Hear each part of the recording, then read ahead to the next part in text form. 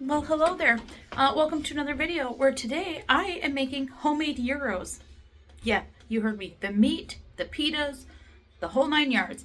I made this all yesterday. I should have filmed it, but I didn't. And I also didn't film most of the work that I did today.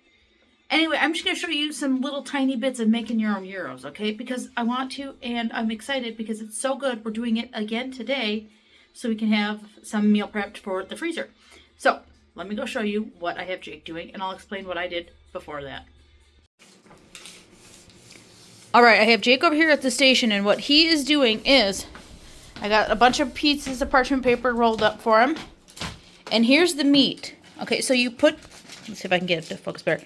You put the meat, I did beef and pork. Okay, here, I'll show you what he's doing. So what you do is you roll the parchment paper nice and tight, and then we're going to bake it like this, like in a bunch of tubes. And then we'll show you when I take it out of the oven what we do next. But real quick, let me explain what we do with the meat. You take a red onion, or well, I used red onion because that's what I had, and garlic. Pulverize it in your food processor for like a minute and a half, 2 minutes. Then you add your meat. I did ground beef and ground pork, but it also said to blend that. So I put that in the food processor as well.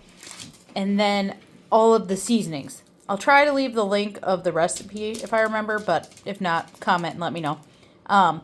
But yeah, you just make this out, flatten it out. We're going to bake it, and then we'll come back and show you the next steps.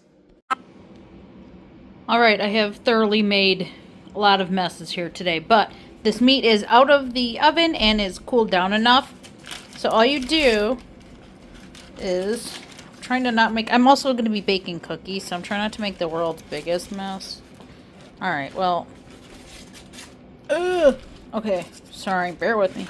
Alright, so here you're left with that thin meat, and then once I get it all out of the paper, I'll slice it up, and then when you're going to eat it, you crisp it up in like a cast iron skillet, but I'm going to not do that and freeze it like this, so then when it gets crisped up, the fresh crisping, it'll be when it's ready.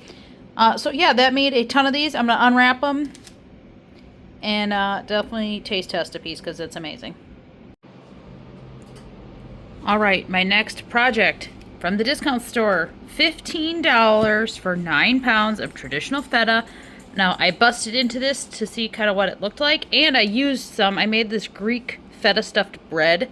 But today I'm going to break down the rest of it and portion it out, and then I will show you. I'm also going to make caramelized onion feta bites. It's a appetizer that is so good from Trader Joe's. I make the puff pastry myself. I caramelize my own onions, and I'm going to break up this feta. Super easy, super delicious. We're going to make a big batch, obviously, because we have a ton of feta to use. But what I don't use for that recipe, I'm going to vacuum seal and freeze, so it doesn't go bad. And then we have feta for as long as 9 pounds lasts us,